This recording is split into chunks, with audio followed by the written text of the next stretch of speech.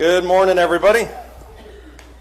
It is time to go ahead and start. As you can tell, we're going to be in Exodus 8 through 10. This is a very large section, but it also, there's very well known to a lot of us. This is a section that has to do with the plagues. And as you'll find out very quickly, this is a section that I don't really know where to go with it, so you're kind of getting a smorgasbord of a lot of different things. I went down one entire path, built an entire class around how I wanted to take it, pivoted, went down a completely different path, but obviously what you have here is what I came up with. Hopefully it will be seamless. Hopefully we'll cover some new ground, some things that maybe we haven't thought about. But this section, I think, is obviously very pivotal. It's very important. We're going to cover the 10th plague next week, the death of the firstborn. I feel like that kind of deserves its own little moment, and so we're going to discuss that at length next week. Today is just plagues 1 through 9 as we begin. Before we get started, though, I'll ask Paul to lead us in a word of prayer.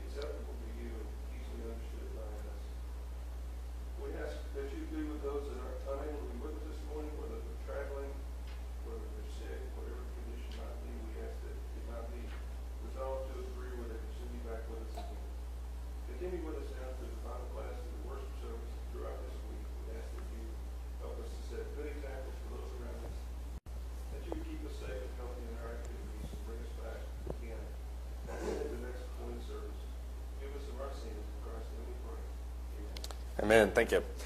Since this is such a class that everybody's kind of familiar with, you've probably heard classes about it, heard sermons about it. It's kind of easy to kind of just throw everything in a big pot. So we'll just start off with a very open-ended question. What do we know about the plagues? What do we know about the plagues? And this can be as general as you want. It can be as specific as you want. I'm waiting on Joe to say there's 10 of them. I knew I had that joke written down. I can offer just Okay, go for it. Yeah. Uh-huh.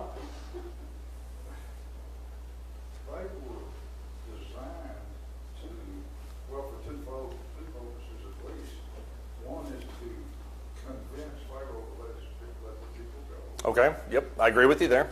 More importantly than that, it was against things that they believed in. Yeah. It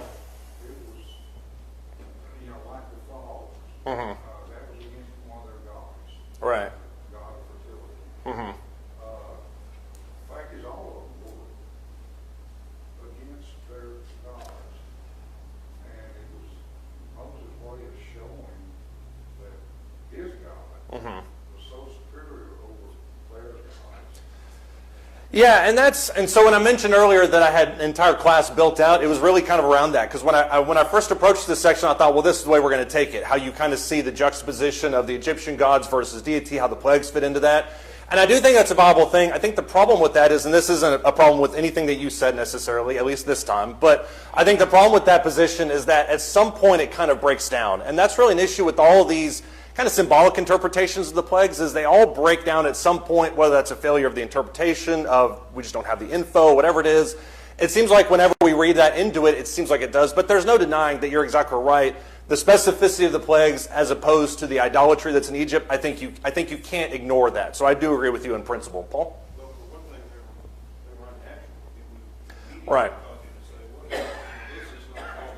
There has to be a God behind this. Right. And number two, they were very harmful. And so I think the burden on Pharaoh would be to say, I'm doing great harm to my own people because of my stubbornness. Right. Pharaoh as much as just the harm that's going through the whole country. Yeah.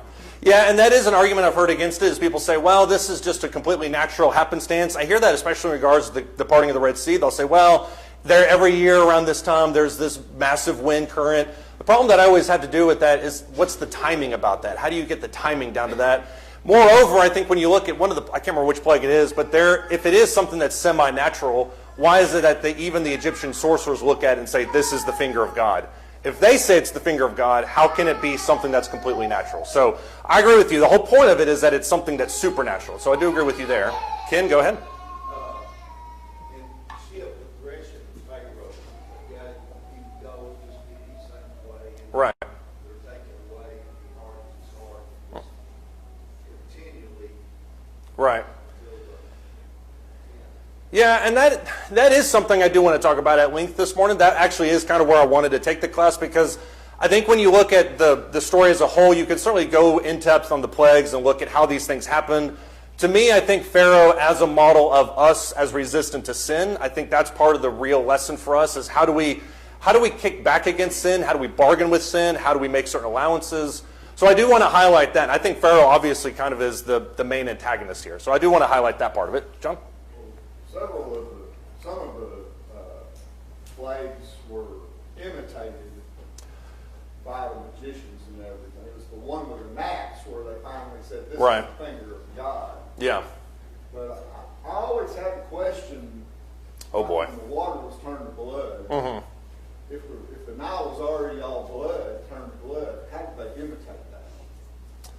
Well, I'm not an Egyptian sorcerer. They could Yeah. dig around the Nile and get fresh water. Right.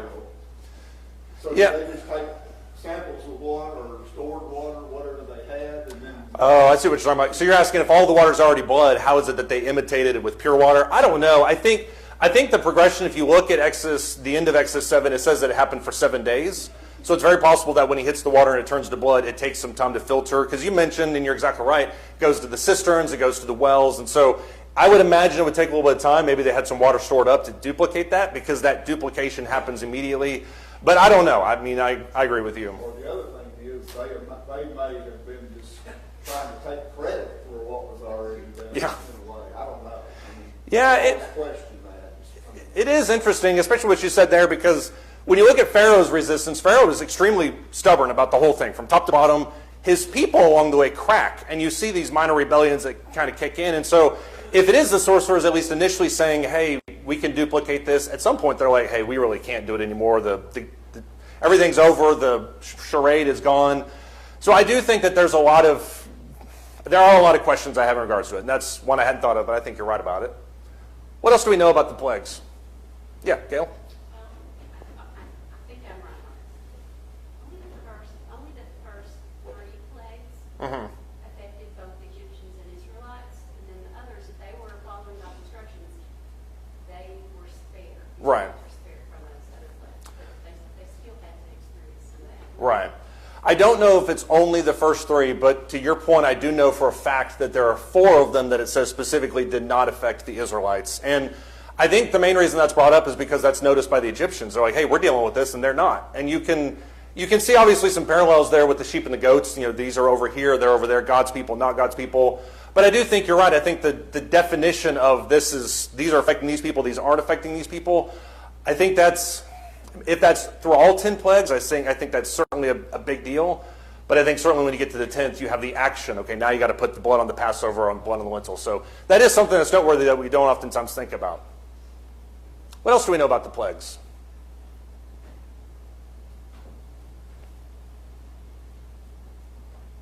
Is that a hand? Okay. I got a head nod. I didn't know if that's what the same thing was. They seem to be in direct, direct contention with the Egyptian gods. Yeah, and that's a little bit of what Joe mentioned earlier. There is a... Sorry, I didn't hear. Oh, it's okay. You were working. That's fine. I'm working too. It's all right. Yeah, there is a direct contention between the idols and the plagues. I think that's intentional, but like I was telling Joe, I think that illusion kind of breaks down after a certain while. But yeah, there's lots of things we know about this, and that's why I wanted to kind of crowdsource this before we got into it, is because I think there's lots of things you probably could say about this.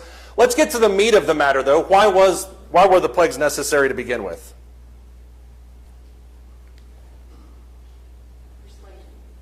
Persuasion? Okay, keep going on that. Well, the king at first didn't want to believe their God was real. Or Right. their God was strong or powerful, more so than the Egyptian gods. And then the Israelites themselves had, for so long, been separated from God. Right. And so they all had to be reminded that God wasn't how powerful. What you said there at the end, I think, is where I'm at least going with it. But the persuasion aspect, I think, is true too. Even if you recognize who God is, identifying him as the God of all this, I think is a completely different matter. So you're right in that there's persuasion. We talked about last week that when God says to Moses, says, I'm not going to let them go, or Pharaoh's not going to let them go, unless it's under compulsion. That's the persuasion aspect in my mind. I'm not going to let you go unless it's behind compulsion. So I think that's what all of this is kind of geared towards. Curtis and then Ray.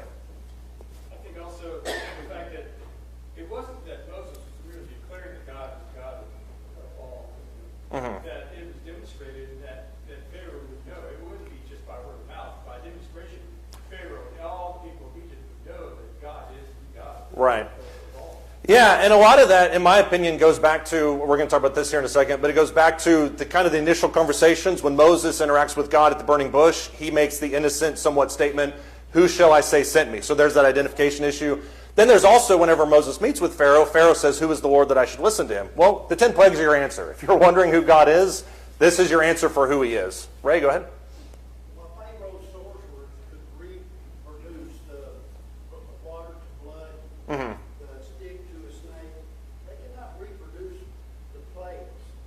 And I think this was the way that God was just out and out showing them, I am God. Right. I am in charge.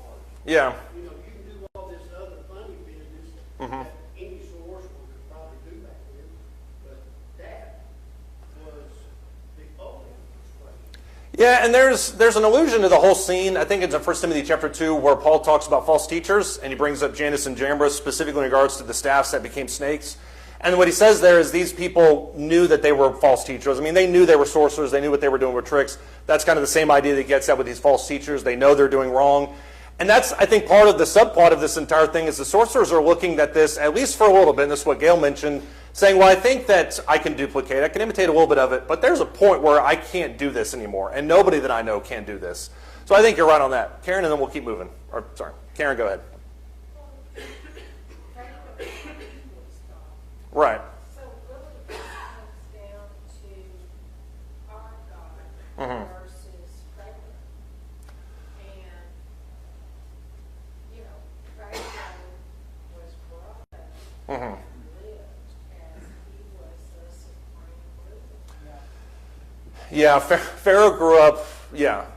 So God, you know, this was God's way of showing him, and it wasn't just one plague. We all know it took a lot to convince Pharaoh, because he just, as Ken said, worked his heart against, you know, no, I am who I am, and you're not. Right. You know, that. Yeah, Pharaoh grew up, and I always sympathize a little bit with Pharaoh. I stop very quickly, but I sympathize a little bit with him because he's been told his entire life that he's the incarnation of God. Everybody's around him has told him that, which if there's millions of people and you're the one that's birthed into that position, it's pretty easy to think that maybe God's hand is with me. But that being said, he knows in his own personal life what he is and what he isn't. Can he do these things? Can he command these things? No. But there's an ideology that I think rests within the notion of Pharaoh, and it's very fluid. We've talked about it a little bit so far this quarter, but the notion of deity as it regards to Pharaoh, especially in that Middle Kingdom era, is very fluid. It comes from full-blown deity, I am God in the flesh, to being a representative of him. There are other kind of, I want to say messianic, but there's those types of notions that are there as well. It's very fluid, but it all rests inside the idea that that Pharaoh is somebody special and especially has access to the divine. Chris, go ahead, and then we'll keep going. I think a quick deviation from this, but I think the purpose of the plagues serves as God's way of hardening Pharaoh's heart in the end. For about half the plagues, it's Pharaoh hardening his own heart. Half is God hardening Pharaoh's heart to the completion purpose of the fulfillment of his plan, in essence. Yeah. And every time Pharaoh says, I have sinned, we're sinners, Moses, plead to your God to stop this. Right. And immediately God stops the plague. Right. Totality. And then, sure enough, the Pharaoh hardened his heart. He continued to sin every single time, showing God's willingness to show that if Pharaoh wanted, he could have stopped this. Yeah. But he never Yeah. did. And I'm glad you said that at the end, because oftentimes the argument about hardening hearts tends to lead to an excuse to Pharaoh and say, well, Pharaoh just was innocent. He was just a bystander. That's a hop, skip, and a jump away from Judas. Judas was a part of the plan, and he was innocent in the whole thing. So I think the idea that Pharaoh hardens his heart, God hardens his heart, we have to talk about that this morning. We are going to talk about that because I think that's a very important piece of this. Regardless of where it falls, at the end of the day, Pharaoh is responsible for all the things that happen. And that's at least the very base understanding that I want to get out of it. But you're right. I think that dichotomy is very interesting as well, too. When you look at the reason for the plagues, we've had a lot of good answers. A lot of people have said a lot of good things. It's actually very explicitly laid out. If you look in Exodus chapter 7, verse 5, the point for all of these plagues is so that the Egyptians will know that I am the Lord. Why do the Egyptians need to know that?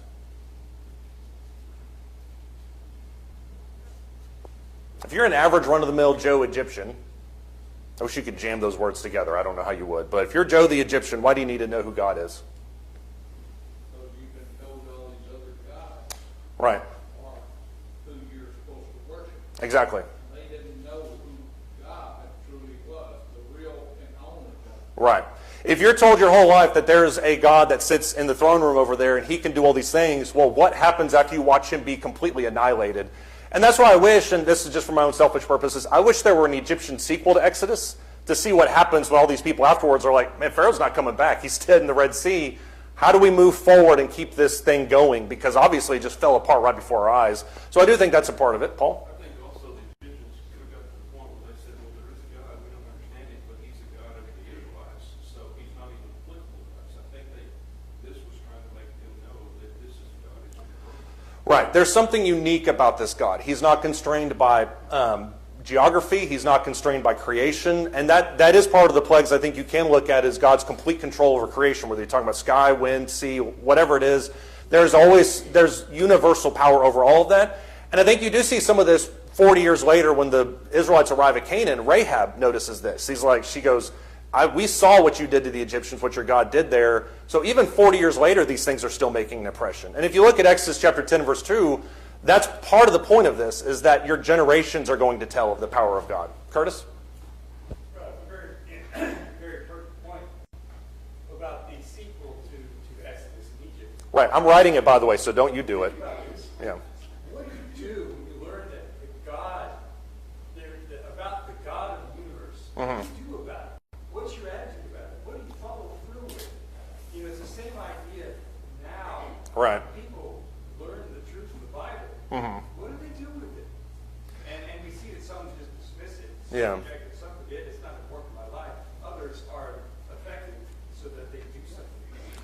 Yeah, and we're going to talk about a little bit that during the sermon because I think that's very applicable there. But when you think about somebody like Naaman shows up, he is healed, and he makes a declarative statement, now I know that God is God over the Lord Lord of over everything. Nebuchadnezzar makes a similar statement. You can see that Cornelius kind of makes a similar type statement. So there are people that come from the outside that witness that and then become convinced. But you're right, the general question is, what do? You have this immediate display of power in front of you. How do you respond back to that? Yeah, John? Think about Pharaoh, those magicians were his servants. Right. And he had to know that they used deception. It wasn't real. It was deception. And that's what he relied on for his power. Right. So God had to show him that he had the real power. It wasn't deception. Right. The relation between the priest and the Pharaoh is interesting because the king needs the priest to kind of buttress his religious power. The priests also need the king to agree with what he's saying. They work in tandem in a lot of ways. So you're right. For the priest to kind of break ranks and say, look, we don't know what's happening here, that's going to be an issue. But you're right. I mean, there is quite a bit of synergy happening between the two of them. So for them to acknowledge it, I think is fascinating. You also have the other declarative purpose in Exodus chapter 6 and verse 7, that Israel shall know that I'm the Lord. We talked about this a little bit earlier. The whole notion of identity. Who are these people? Who is God? I'm familiar with Jehovah, but maybe not to this extent. When you jump in the story to Exodus 14, there's a passage after the Israelites watch the Red Sea annihilate the Egyptian army that it says, as a result of these things, now they bow low, now they worship, now they revere God. So there's a scene in which this entire narrative of the plagues, which is factual, I think all of it obviously happened, but it's done to establish his identity, not only with the Israelites, but with the Egyptians and the surrounding nations. And I think it sounds like a very superficial purpose, but that's something that needs to be imprinted on these people. Does anybody have any thoughts or comments? Yeah, Cameron? Well, as you pointed out, the whole idea with this, he's intending to set them up as a nation. Right. Getting them out of slavery already is a very monumental task. Then getting them across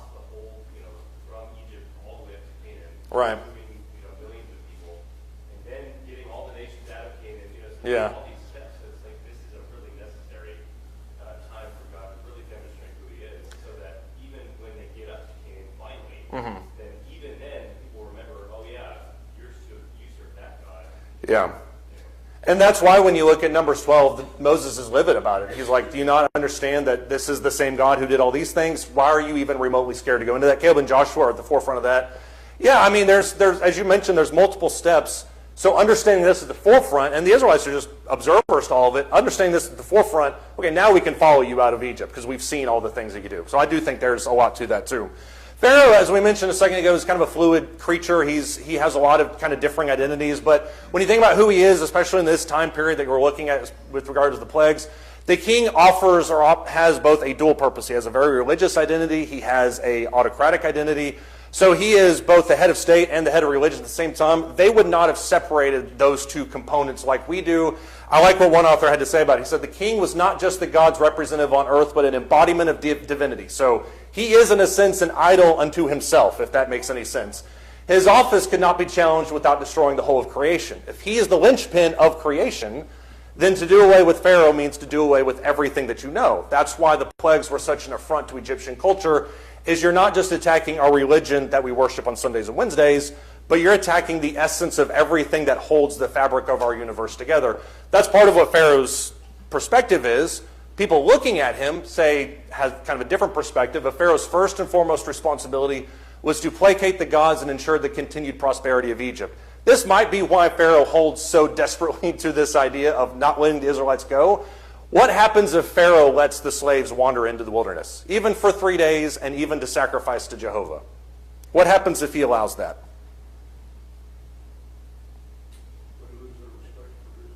They lose their respect for his authority because now you're saying that there's another God that's equal that you're allowing this leeway to, and that's not gonna fly for anybody. Curtis?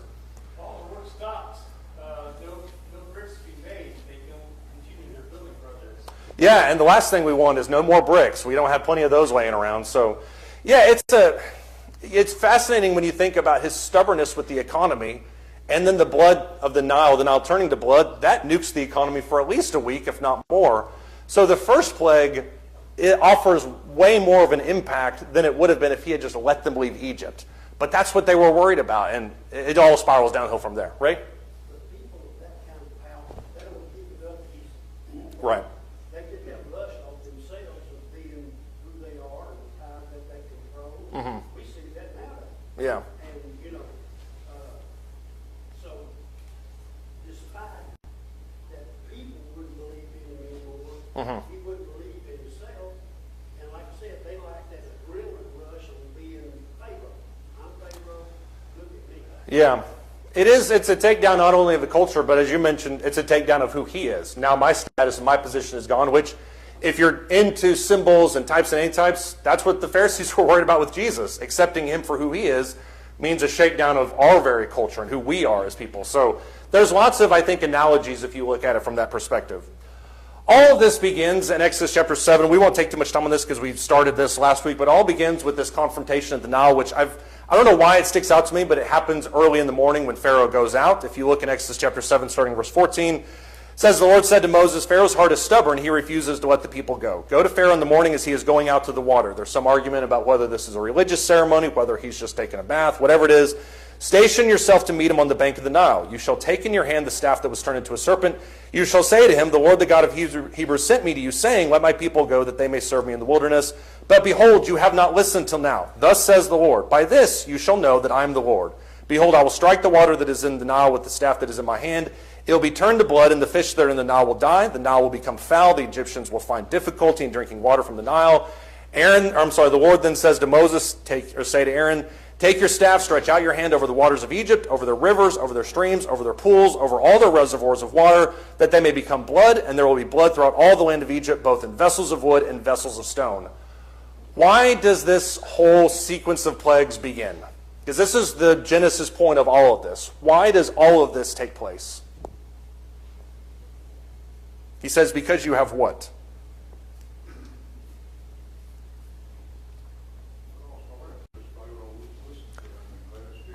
It all started because Pharaoh would not listen to them and would not let the people go. So he's stubborn, he's resistant. Once again, the metaphors for sin. And so Moses and Aaron do what? The first plague is what? Turning the water to blood. How big of an impact does this have on the local economy? Forget just local economy, everyday life.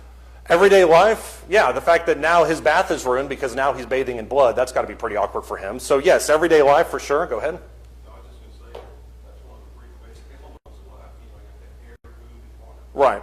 I mean, go ahead. So without water, it's going to make it very hard. Yeah, if you destroy the Nile, if you turn the water from the Nile into blood, not only does that destroy the food source, but it also, and this is why I think this miracle is great to start off with, is because it destroys the very lifeblood of the Nile. And if you're interested more into this, the Egyptian culture centers around the Nile. They look at it as a gift for them from the gods directly. It's the way they travel. It's the way they do trade. It's the way they drink, obviously stay alive. It's the way they bathe. So to destroy the Nile is, in essence, to take away life at the source. And Pharaoh's response to all of this is, as John mentioned earlier, he's not really that worried about it. If you look down in Exodus chapter 7, verse 22, the magicians of Egypt did the same with their secret arts. Pharaoh's heart was hardened, and he did not listen to them as the Lord had said. Pharaoh turned and went into his house with no concern even for this. Why does Pharaoh not have any concern for what's happening here? I would have some concern, but that's just me. What's that? He's still stubborn. Okay, he's still stubborn. That's true. But he won't accept it. And both those are right, but those are very broad terms. Why does he not accept it? Why is he stubborn? Because his magicians could do exactly the same thing. And if he sees it being duplicated in real time, why is he going to believe that God is anything special than what he already has? I think this is an interesting kind of flashpoint for the whole issue, because at the beginning, it seems like, oh, he can duplicate everything. As Gail mentioned, now things start to peter off, and now you're not able to do these types of things. This shows, as Ken mentioned earlier, the degradation of all of Pharaoh's kind of attitudes towards Israel. At the very beginning here in Exodus chapter 7, 22 and 23, he is not concerned in the slightest about it. By the time you get to the 10th plague, what is his attitude going to be?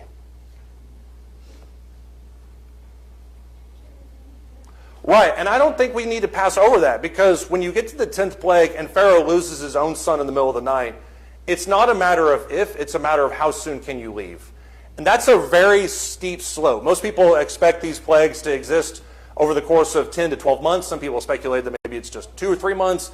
Regardless, it's enough time for his will to be completely neutered from start to finish, to the point that he can't get them out of his place fast enough. And that's, I think, part of the theme of this. If you look at the frogs, those are obviously a big deal. He's not too concerned about it. When you look at the gnats, he starts to ramp it up a little bit. Look in Exodus chapter 8, starting in verse 17.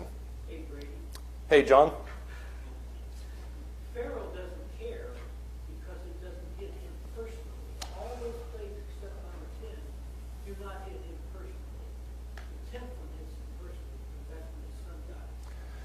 Yeah, it is. I think that's... It becomes very worrisome. The reason that I wanted to save the 10th plague for next week is because I used to preach this and I used to talk about it very objectively. Now, having a firstborn, it hits me a lot differently. And you're right, I think what you see with Pharaoh in Exodus chapter 10 is he's just done with all of it. He just doesn't even care. It affects him personally. And that's obviously the benefit of being in a privileged position, because while his subjects are out there dealing with gnats and frogs and boils, he's not dealing with any of that. So, yeah, once it touches him personally, he's a little bit different. Thank you for bringing that up and making me think about that for the next couple minutes. Look in Exodus 8, chapter 17. That's a great point, though, John. Exodus chapter 8, verse 17. The gnats kick in, and now his attitude changes a little bit more. Exodus chapter 8, 17, 19. They did so. Aaron stretched out his hand with the staff, struck the dust of the earth, and there were gnats on man and beast. I cannot imagine how terrible it is. All the dust of the earth became gnats throughout all the land of Egypt. The magicians, this is where the switch happens, tried with their secret arts to bring forth gnats, but they could not. So there were gnats on man, on beast. Then the magicians said to Pharaoh, "This is the finger of God." But Pharaoh's heart was hardened, and he did not listen to them as the Lord had said. What is the sorcerer's response to these plagues? Notice the intensification. He's just dialing it up. What are the sorcerer's response to this? I think the earth is the hand of God, but this convinced them, since they were unable to duplicate it, that's way beyond their ability. Yeah, I think that's part of it. The fact that they were able to duplicate all of it and now they're not able to duplicate it, they at least say this is something beyond what we're able to do. What else do they say? What else does that mean when it says this is the finger of God? That's Yeah. What they did Yeah. was useless. Right. Not only can we not duplicate it, but we also can't remedy it either. So we're helpless, as you put it. We're totally helpless in this scenario to do anything else. What else does he mean by that statement? This is the finger of God. Think about this conversation between the sorcerers to Pharaoh. Go ahead. Well, the fact, talking about the finger of God, the fact that God did this, made all the gnats and all that stuff, that's just finger. That's Yeah. not how powerful he is. He can do this. What's in store? He puts his whole hand or arm into it. Right. I mean, that's just a little bitty part. Yeah, that's a great point that I hadn't really thought about. The fact that it's just his finger that's touching the scenario and all of this is happening, that shows quite a bit of unleashed potential power that you don't want to tap into. Paul? These magicians, if they caught a voice of Pharaoh, I think they realize it's time we need to convince this guy that we can go. And so Yeah. we're going to be the spokesman to him and say, you know, that was not, this is getting pretty serious, even though it doesn't affect you directly, it affects everybody else who needs to stop. Yeah, and I think that's part of the pleading, and that's part of why I wanted to bring this up, is because when you look at how the sorcerers kind of shift their attitude, it then begins, as you mentioned, into pleading for Pharaoh to do something about it. And that's part of the issue that I always have with Pharaoh, is that he seems completely willfully oblivious to how much his people are suffering. And I think that speaks to his personality and who he is and his arrogance that he has about himself.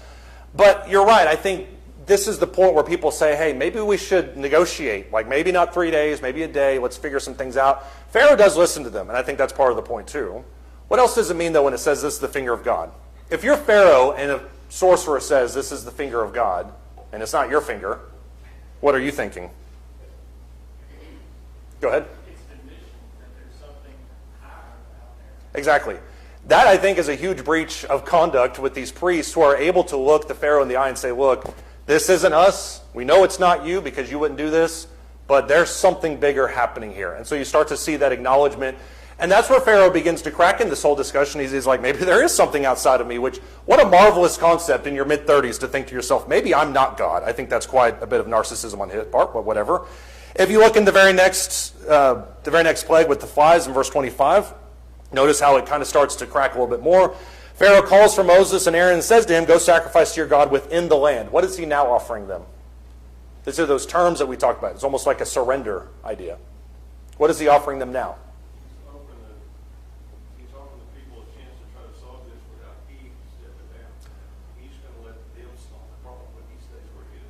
Right. He's offering them exactly what they wanted at the beginning with some slight caveats, and he's able to save face. This probably to Pharaoh seems like a perfectly amenable solution. Why is it important to Pharaoh that it happens within the land? Remember, they have a very geographic understanding of gods and idols. Naaman has that. That's why he wants to carry dirt home with him. Go ahead. It goes back to what we talked about a while ago. He did not want them going 3 days out. Right. But Moses' response is, I think, very telling. I don't know what the American Standard says. New American, It says, but yes. it's an abomination for us to worship here in Egypt. We Right. go outside, which is sort of goading Right. Pharaoh. Moses is well versed in the customs. He knows exactly what he's asking for. He knows exactly what the response is going to be. And you're right, in verse 26, we didn't read that. Moses' response is, well, if we do it in the land, the Egyptians are going to turn on us, which may be what Pharaoh has in mind to begin with. If they start offering cows, which they view as being not sacred, but they view as being separate from them, they start having all these animal sacrifices, then the Egyptians could very well turn on them and annihilate the Israelites. Maybe what Pharaoh's hoping for is a civil war at this point. Regardless, I think part of the reason he wants them to stay inside the land is because he can still control them. As I think it was Ray that mentioned a second ago, if they leave, there's no necessary promise that they're coming back. And I think that's what he's worried about at this point. We're going to lose our workforce. Moses has the appropriate response there in verse 26. If we sacrifice what is an abomination to the Egyptians before their eyes, will they not stone us? Maybe that's what Pharaoh wanted. I don't know. Verse 27, wink, wink. Verse 27, we must go on a 3 days journey into the wilderness to sacrifice to the Lord our God as he commands us. Pharaoh cracks a little bit more. I will let you go that you may sacrifice to the Lord your God in the wilderness. Only you shall not go very far away. Make supplication for me. Moses then said, behold, I am going out from you, and I shall make supplication to the Lord that the swarms of flies may depart from Pharaoh, from his servants, from his people tomorrow. Only do not let Pharaoh deal deceitfully again, and not letting the people go to sacrifice to the Lord. How does Pharaoh change his tune after Moses sees through his lie? What is Pharaoh's offer 2.0 or 1.2, however you make these numbers?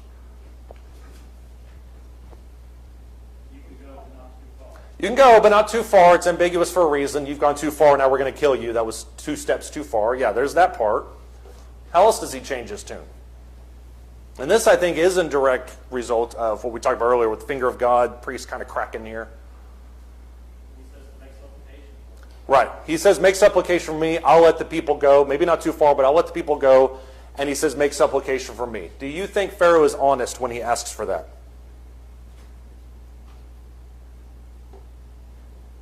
Well, even if he was, he may not desperate. Once he gets some relief, he's probably going to go back the old ways. So even if he was honest at that point, it's not going to stick. Right. It's not going to stick, and we're going to see that progression develop further in his life. But you're right, even if he's honest at this point, he's certainly not honest for forever. So it's kind of a veiled supplication all. It is noteworthy, though, that Moses being talked about so much as being an intercessor, this is the first time he intercedes for anybody, to my understanding, is interceding on behalf of Pharaoh. So I think that's noteworthy, too.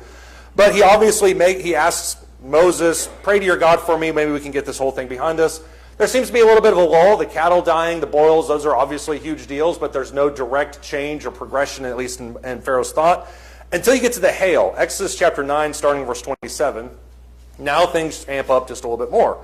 Exodus chapter 9, verse 27, Pharaoh sent for Moses and Aaron and said to them, I have sinned this time. That's noteworthy because now he understands that he's transgressed some law. The Lord is the righteous one, and I and my people are the wicked ones. If you're Moses and you're hearing this, that's got to be music to your ears. Make supplication to the Lord, for there has been enough of God's thunder and hail. I will let you go, and you shall stay no longer. Moses said to him, as soon as I go out of the city, I will spread out my hands to the Lord. The thunder will cease. There will be hail no longer, that you may know that the earth is the Lord. But as for you and your servants, I know that you do not yet fear the Lord. Why does Moses respond the way that he does? Why poke the bear?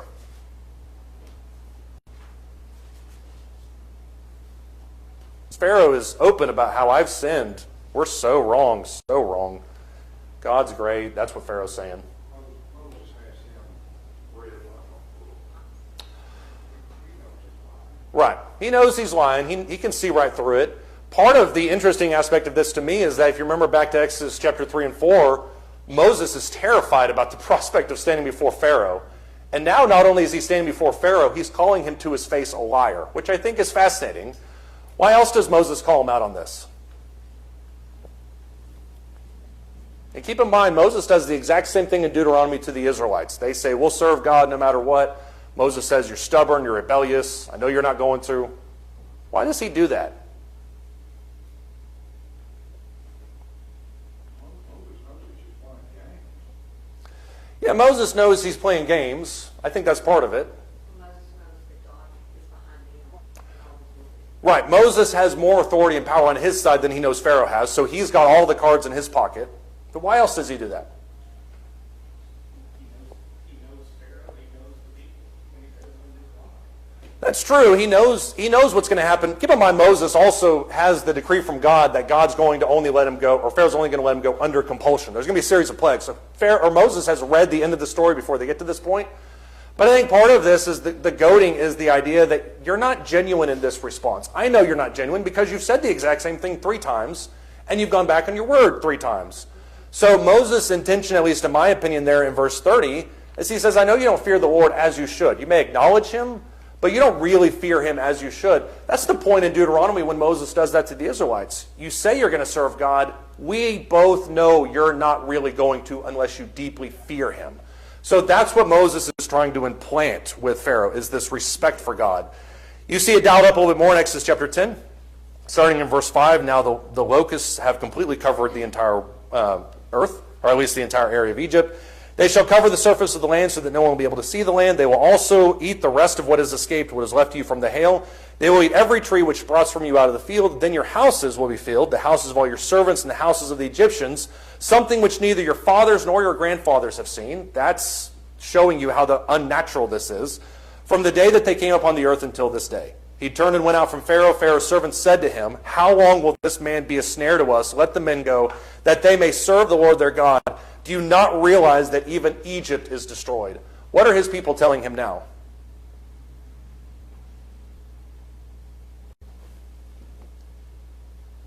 Yeah. Is that Star Wars? I know that's from something, It's going to bother me until somebody Googles it and finds out. But yes, to your point, resistance is futile. Somebody raise their hand and tell me what movies that's from, because I want to know. Why are these people saying resistant? Do you know? Please, do you know? Thank you. I knew I heard it somewhere. You and Chris can hang out later. Yes, the point is resistance is futile. Why are they saying this to him? Because they're not just saying we need to give up. They're very rational when they approach Pharaoh like this. They've made the recognition that Pharaoh hasn't. I would argue Pharaoh probably has, but right, he's still too prideful to admit it. This once again goes to the whole idea of confession and what it means to actually believe something is to act on it. But what are they telling Pharaoh? You didn't want to let the Israelites go because you were worried about losing your labor force. And what's happened in the process? Egypt's gone. I mean, it's not a question of saving Egypt because there is nothing left of Egypt to save. The hail came through, it destroyed everything. The boils annihilated people. Then you also have the locusts. There's nothing here left to save. And I think, once again, if you look at this as a metaphor for sin, you still see people that are rebellious to that point. Well, I can't do this because allowing this would just lose everything. You've already lost everything. Just focus on submission and turning towards God. When you look at the darkness, it keeps going up. Exodus chapter 10, starting verse 24 through 28. Or verse 24, rather. Pharaoh called to Moses and said, "Go serve the Lord. Only let your flocks and your herds be detained. Even your little ones may go with you." In other words, leave your resources. The rest of you can go. Verse 28, Pharaoh said to him, "Get away from me. Beware, do not see my face again. For in the day that you see my face, you shall die." And Moses said, "You are right. I'm never going to see your face again." Is that a true statement? Moses says, "You're never going to see my face again."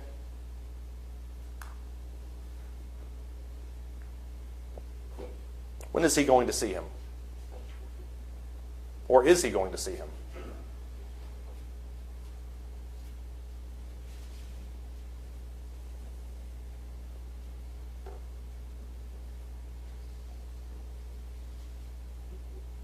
I think he will see him one more time. And I may be wrong in this. I think he'll see him one more time after the death of his firstborn when he calls Moses' representatives to drive them out of Egypt. But this whole exchange shows just the complete anger from start to finish that Pharaoh is making towards this. And it's a completely different emotion than everybody else is showing. The sorcerers are saying, look, there's something at play here. We need to compromise with this. We understand what God is and what God is not. Moses understands what's happening. Pharaoh is stubbornly rebellious through the whole process.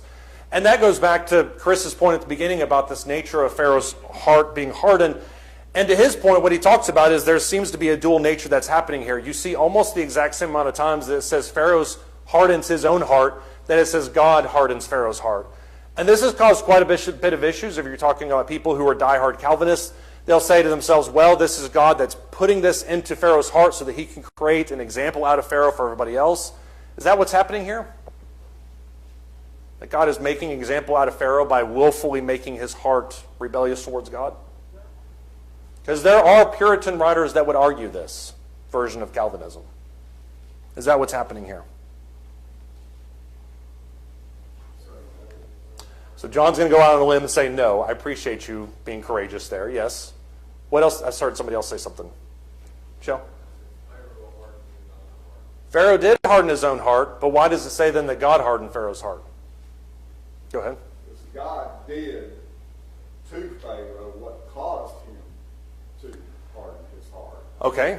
So God did... It was God's power that drove him to harden his heart. Right, and that's what I would say back to that too. Pharaoh didn't do anything that's outside of his character. If you look at other passages in Thessalonians and Romans, it talks about how God will send people a deluding influence. Well, it's not that God is willfully deceiving people.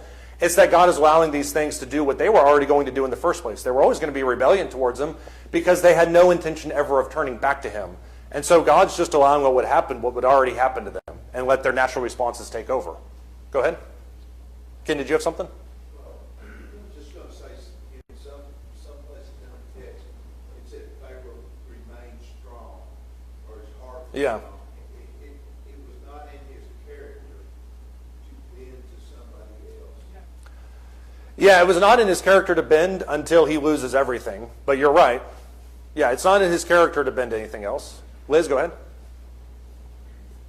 God hardened Pharaoh's heart the same way Jesus hardened people's heart. Right. Showing his power and telling the truth. Right. And believe the choice out there. Yeah, if God is who God is, then my response to that can either be positive or it can be negative. And that you see that all throughout the New Testament. But it's the idea of, okay, I'm gonna bow to this whole thing, or I'm gonna not bow to it. The story of the blind man in John chapter 9 is my favorite example of this, because the blind man says, well, I don't know what all the theology says. All I know is I was blind and now I can see. So I'm going to follow him if that's cool with you guys. The Pharisees, on the other hand, went to their books and said, well, we know none of this can be true, despite the fact that this happened. So it's two different responses to the same magnificent event. And I agree with that 100%. I think that's spot on. Joe? God didn't say, I'm going to harden your heart. He let it happen. He let Pharaoh harden his own heart. God didn't prevent it from happening.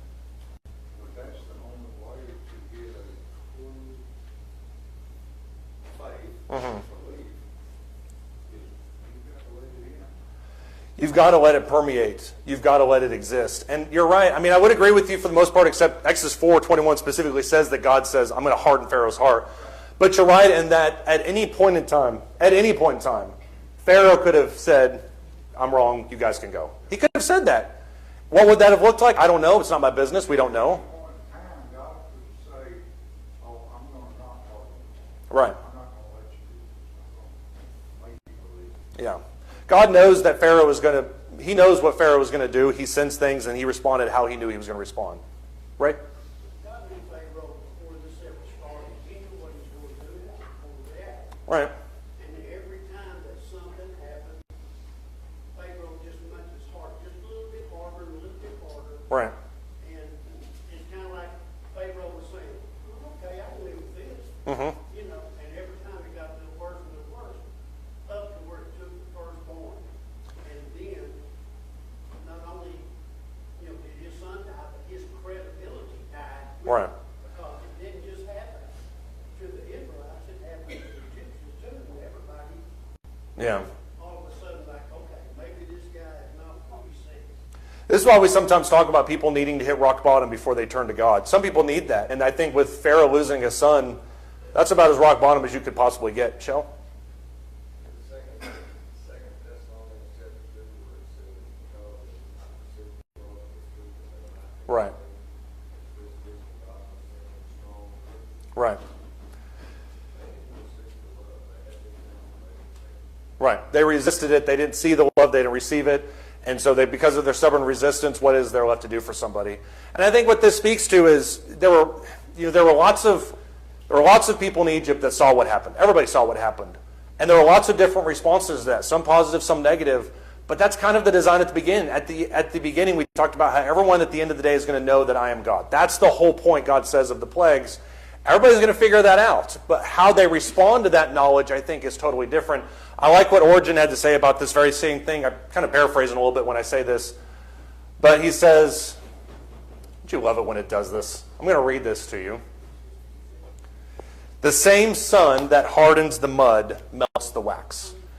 And I think that's a really poignant phrase. The same sun that hardens the mud melts the wax. The same sun that shines on everything melts one, hardens another. It's kind of the responses that we sometimes have towards God and towards the gospel. You might have any thoughts or comments? Yeah, Chris, go ahead. The crux of this issue is Pharaoh's fault or God's fault. It comes down to more of what they're arguing is free will. Right. Right. So if they're saying, well, if Pharaoh did it, let me backtrack this.